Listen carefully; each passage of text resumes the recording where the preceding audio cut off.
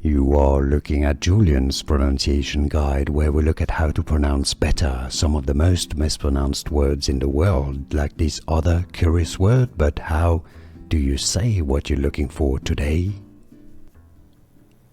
Let's learn the meaning, how to say what is this number, this Roman numeral. If you want to understand the logic, stay tuned, I've got more videos for you.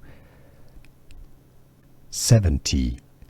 5, the L is for 50, and each X is 10, so that's 5 plus 10 for first X plus 10 second X, so 50 plus 10 plus 10, 50 plus 20, 70.